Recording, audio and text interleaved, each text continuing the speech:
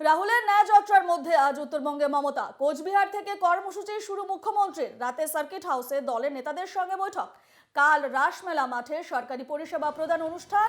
এরপর শিলিগুড়ির উত্তরকন্যায় কর্মসূচি রয়েছে তার, এবং মঙ্গলবার রায়গঞ্জ এবং বালুরঘাটে রয়েছে মুখ্যমন্ত্রীর সভা। বুধবার বহরমপুরে প্রশাসনিক সভা রয়েছে মমতার।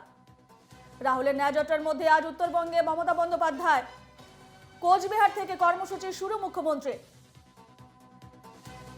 এই মুহূর্তে সরাসরি রয়েছেন আমাদের প্রতিনিধি অমিত সরকার। অমিত, উত্তরবঙ্গে মুখ্যমন্ত্রী মমতা বন্দ্যোপাধ্যায়ের সফর এবং কোচবিহার থেকে কর্মসূচি শুরু মুখ্যমন্ত্রীর, কি আপডেট রয়েছে সেখানে, প্রস্তুতি কেমন চলছে?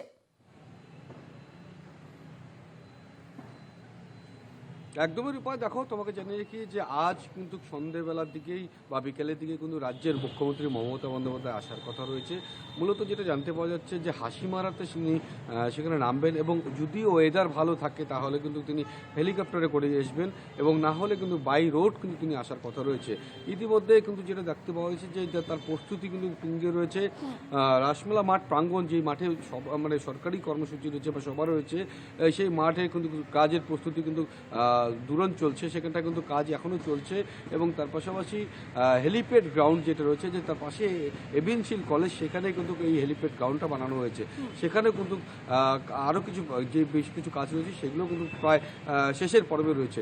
ইতিমধ্যে যেটা জানতে পাওয়া যাচ্ছে, তিনি কিন্তু এসেই সেখানটা নামার পরে কিন্তু কোচবিহারের যে ঐতিহ্যবাহী মদনমোহন মন্দির রয়েছে, সেই মদনমোহন মন্দিরে কিন্তু তিনি প্রতিবারই পুজো দেন আসলে পরেই, এবারেও কিন্তু যাওয়ার কথা রয়েছে। এবং তারপরেই কোচবিহারের যে সার্কিট হাউস রয়েছে, সেই সার্কিট হাউসে কিন্তু তিনি এখানটায় রাত্রিবাস করবেন, এবং যেটা সূত্র অনুযায়ী জানা যাচ্ছে যে সেখানে কিন্তু দলীয় নেতৃত্ব নিয়ে কিন্তু একটি বৈঠকও রয়েছে।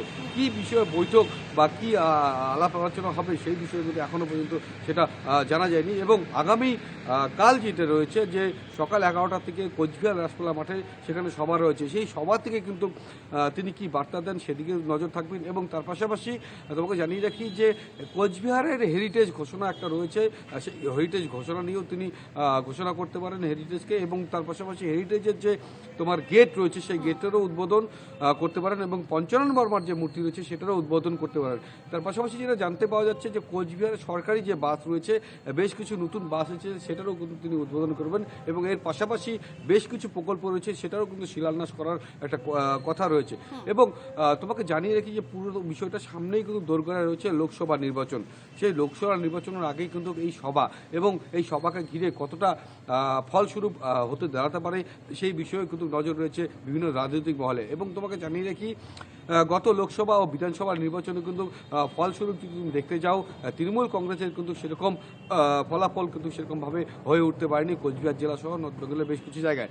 এই সভাকে ঘিরেই কিন্তু আগামী যে লোকসভা নির্বাচন, সেই লোকসভা নির্বাচনের কী বার্তা রাখবেন সেদিকেই কিন্তু ইতিমধ্যে পাখির চোখ করে রেখেছেন দলীয় কর্মী সহ বিভিন্ন রাজনৈতিক মহল। ইতিমধ্যে সব বিষয় মিলেই কিন্তু একটা চরম উন্মাদনা ও উত্তেজনা রয়েছে যে আগামীকাল এই রাজ্যের মুখ্যমন্ত্রী এই সভা মঞ্চের থেকে কী বক্তব্য রাখেন, এবং দলীয় কর্মীদের উদ্দেশ্যে কী বার্তা দেন, সেই সব বিষয় কিন্তু ইতিমধ্যে রয়েছে। এবং তোমাকে আরেকটা কথা বলে রাখি যে কালকে কিন্তু এখান থেকে সভা করে তিনি ফালাকাটার উদ্দেশ্যে রওনা দেবেন, তারপরেই কিন্তু আরও অন্য অন্য জায়গাও সভা রয়েছে। পুরো বিষয়টা নিয়ে কিন্তু ইতিমধ্যে কড়া নিরাপত্তা দিয়ে কিন্তু নিরাপত্তা চাদরে কিন্তু মুড়ে ফেলা হয়েছে কোচবিহার জেলা জুড়ে বিভিন্ন জায়গাতে। ইতিমধ্যে রাস্তাঘাটে বিভিন্ন মোড়ে মোড়ে কিন্তু পুলিশ মোতায়েন রয়েছে, এবং এই রাসমেলা মাঠ প্রাঙ্গণ সেখানে কিন্তু ইতিমধ্যে কড়া নিরাপত্তা দেওয়া হয়েছে বলে জানা যাচ্ছে। রূপা, ধন্যবাদ অমিত।